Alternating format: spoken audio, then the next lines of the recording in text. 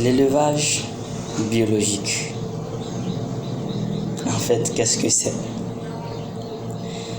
Est-ce que vous avez une fois tenté d'élever des volailles, peu importe de quoi il s'agit, les poules, les pintades, les canards, ainsi de suite, sans utiliser les produits chimiques, disons les vaccins ou antibiotiques, mais beaucoup de sujets sont morts. Oui. Est-ce que vous avez une fois tenté de nourrir vos volailles sans utiliser la provende issue des provanderies, c'est-à-dire leur aliment issu des provanderies? Comment se présente en fait leur croissance? Ouais, beaucoup diront pas vraiment performant, c'est-à-dire l'évolution n'est pas assez. Voilà. Avez-vous tenté de nourrir réellement vos sujets sans additionner, disons, des vitamines, des antibiotiques que vous achetez à la pharmacie vétérinaire? Quel est le résultat? Beaucoup me diraient certainement l'évolution aussi est très lente. Voilà. Alors, aujourd'hui, dans cette vidéo, je vais parler de l'élevage biologique. Parce que déjà, ces questions que j'ai à poser, beaucoup de personnes font face et ils n'arrivent pas réellement à réussir leur élevage biologique d'abord. Voilà. Alors, dans un premier temps, comment nous devons comprendre l'élevage biologique? L'élevage, quand on parle d'un élevage bio, il y a 3 questions auxquelles vous devez répondre. Premièrement, lorsque vos poules ou vos sujets ont faim, qu'est-ce que vous leur donnez à manger? Si vous leur donnez un aliment sain, naturel, la composition est naturelle, là vous avez respecté le premier critère. Mais si vous achetez les aliments à la provanderie, parce qu'on sait qu'à la provanderie, c'est toute une composition des produits chimiques, ainsi de suite. Donc voilà, là, vous n'êtes pas en train de faire de l'élevage biologique. Voilà. Maintenant, secondo, lorsque vos poules ont soif, qu'est-ce que vous leur donnez à boire? Oui, de l'eau simple, oui, naturelle, donc voilà, mais si c'est de l'eau traitée, ainsi de suite, sachez que vous n'êtes plus dans l'élevage biologique.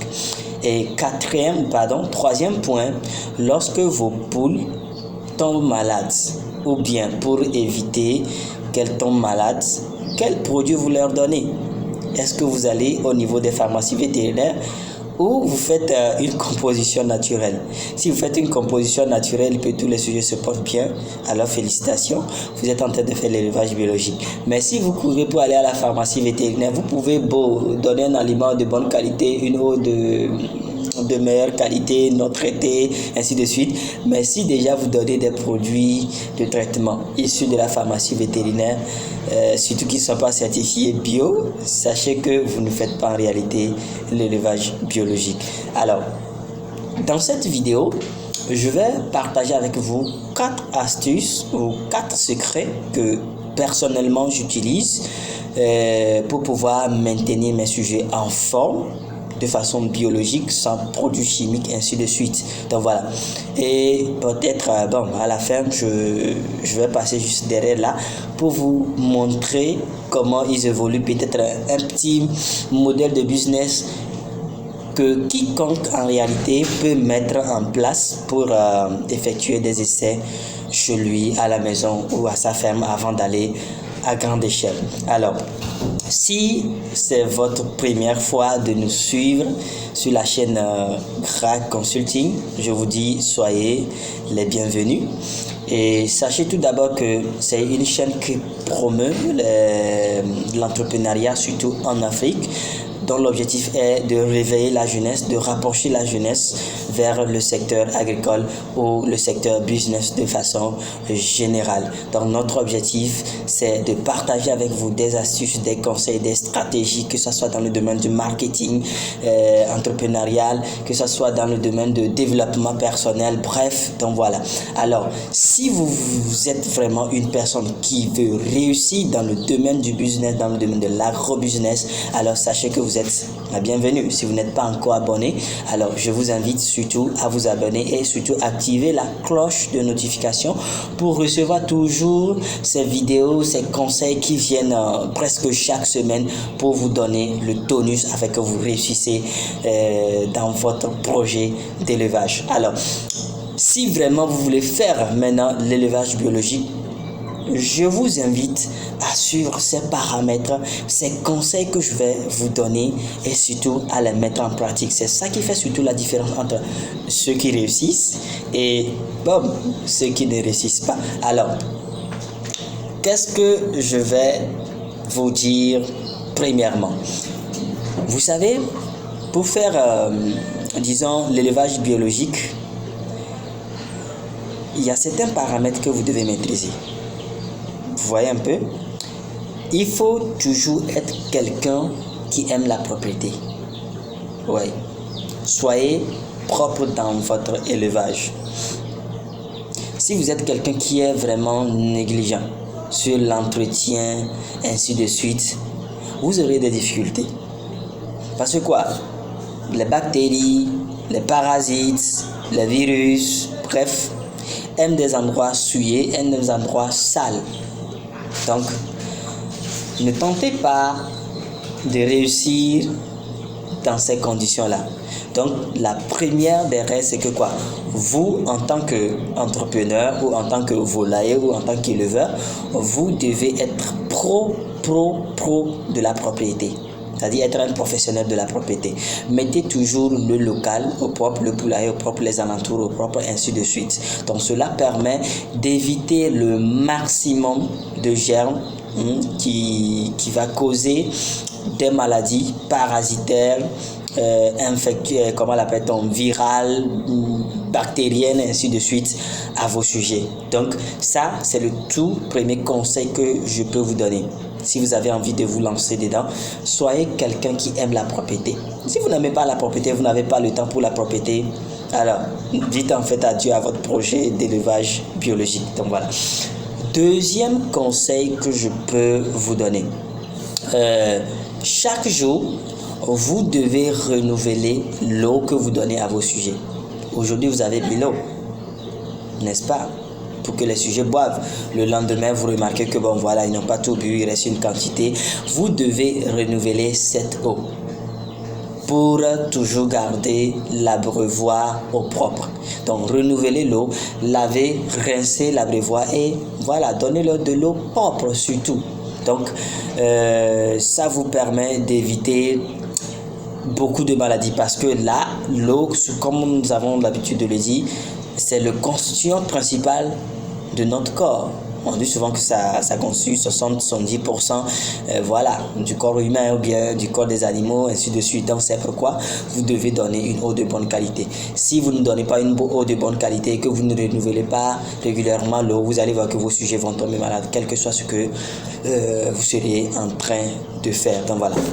Maintenant, troisième conseil que j'aurais à vous donner, c'est surtout sur l'alimentation. Voilà. Au début, j'avais dit que si vous voulez faire de l'élevage biologique, donnez aussi des aliments sains qui ne doivent pas contenir des éléments industriels. Bon, quand je parle d'industriels, issus des produits chimiques et ainsi de suite. Donc voilà, en ce moment, en fait, vous êtes en fait déclassé des éleveurs ou bien des promoteurs de l'élevage biologique. Non. Donc voilà. Alors, donnez un aliment simple. Je pense qu'il y a dans l'une de mes vidéos, j'avais eu à faire une présentation sur une simple composition que je faisais à mes sujets. Et voilà, ça marche. Ça marche, ils évoluent bien. Donc voilà. Voilà. Donc, donnez surtout un aliment sain. Un aliment propre, un aliment équilibré. Parce que lorsque l'aliment aussi n'est pas de qualité, l'aliment n'est pas équilibré, ça crée un déséquilibre à l'intérieur des sujets. Donc voilà, c'est-à-dire lorsque vous-même vous ne mangez pas bien un aliment de bonne qualité, un aliment propre, vous allez voir que votre système immunitaire en réalité ne sera pas renforcé. Donc voilà. Et surtout, moi dans ma formule, j'utilise beaucoup cette plante. Peut-être beaucoup vont la connaître, d'autres personnes non. C'est le moringa, le nom scientifique Moringa rufera, donc voilà, qui est une plante faisant partie de la famille des légumineuses. En fait, les légumineuses sont reconnues comme des plantes qui contiennent beaucoup de protéines. Donc voilà. Et surtout en particulier, pour ce qui concerne le moringa, c'est une plante qui va en réalité au-delà de ce qu'on n'imagine même pas. Non seulement elle procure, elle est utilisée comme une plante riche en protéines, ainsi de suite, mais très riche aussi en plusieurs vitamines. Donc ça constitue, comment l'appelle-t-on, un complément alimentaire à mes sujets. Il n'y a pas dans une formule alimentaire que je compose, je fais à mes sujets sans mettre du moringa. Voilà. Et seconde aussi, ça permet de renforcer leur système immunitaire. Alors, si vous voulez que vos sujets soient toujours en bonne forme, en bonne santé, donnez-leur toujours des feuilles fraîches ou séchées à l'ombre surtout, et incorporer ceci à leur alimentation. Donc voilà. Maintenant, la dernière partie, c'est surtout les déparasiter. Quatrième point, il faut toujours aimer déparasiter vos sujets. Voilà. Parce que quoi? Déjà, dans le déparasitage, ça permet, parce que la majeure partie, bien les principales maladies au niveau des volailles, c'est surtout les parasites. Donc les parasites les affaiblissent, les parasites occasionnent l'entrée, c'est-à-dire ouvrent encore d'autres portes à d'autres maladies, ainsi de suite. Ça affaiblit beaucoup les animaux. Donc c'est pourquoi il faut faire le déparasitage au moins une fois par mois.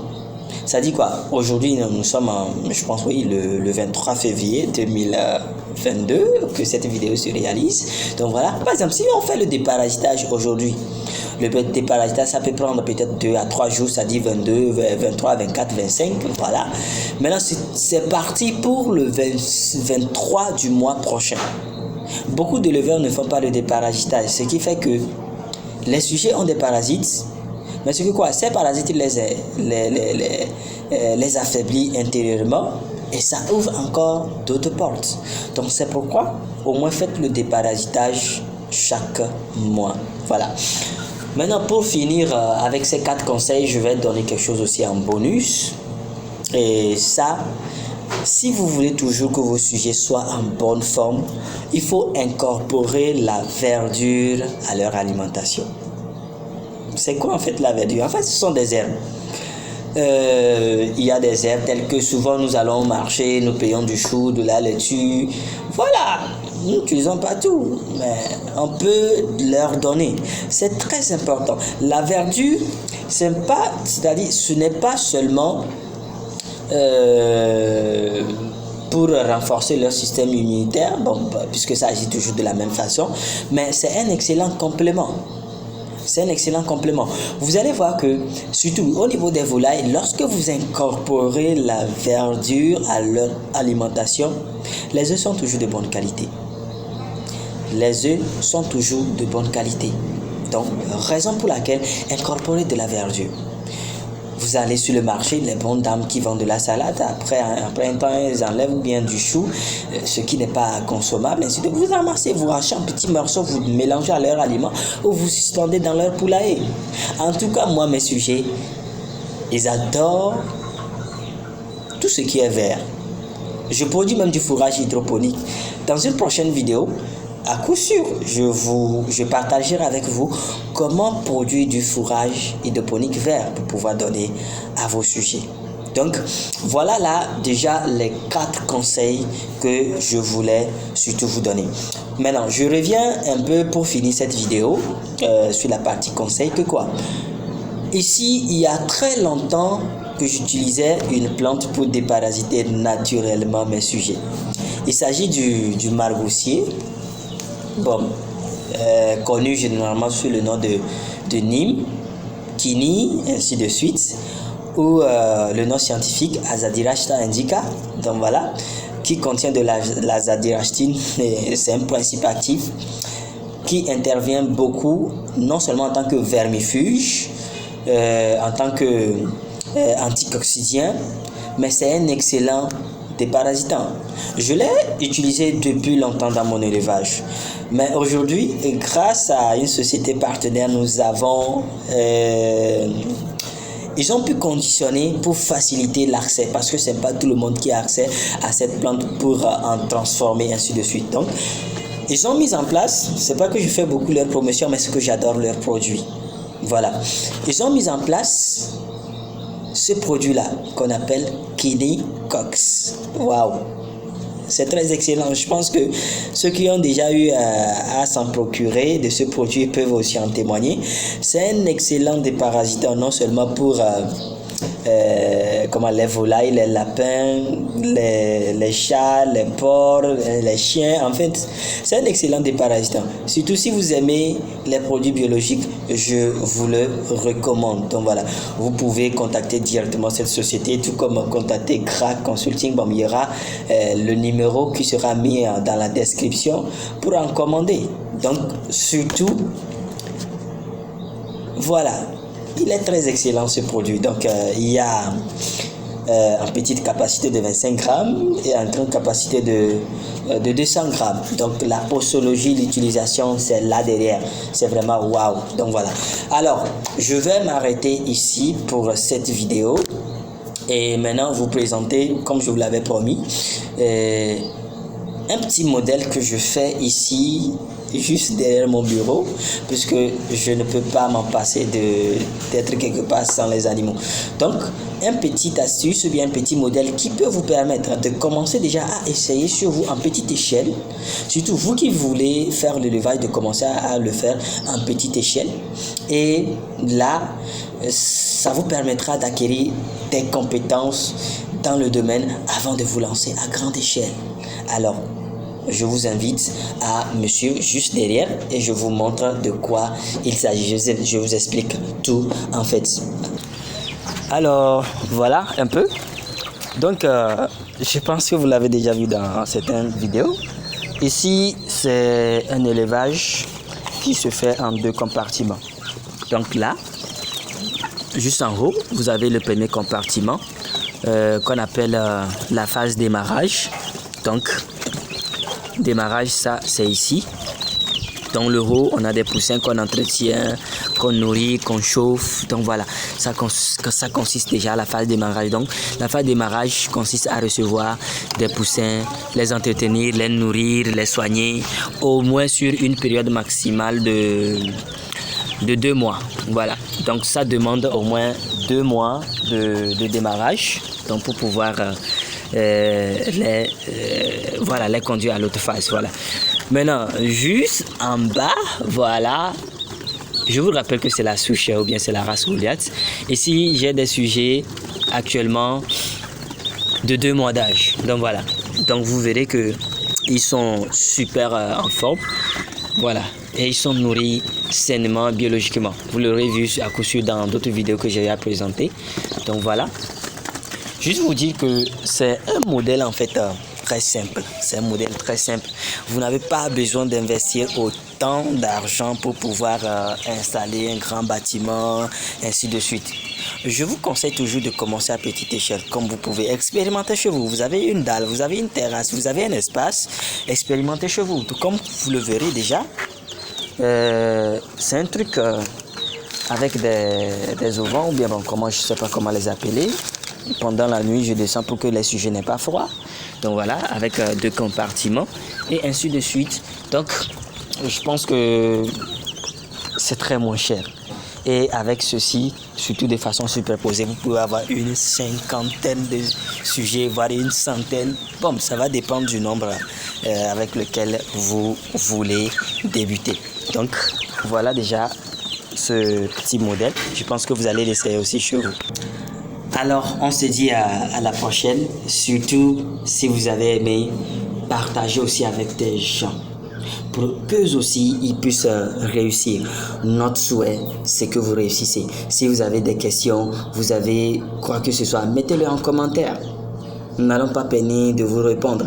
Ou soit, écrivez-nous, contactez le numéro qui sera dans la description si vous avez besoin de conseils et orientations, et ainsi de suite. Alors, on se dit à la prochaine. Bye!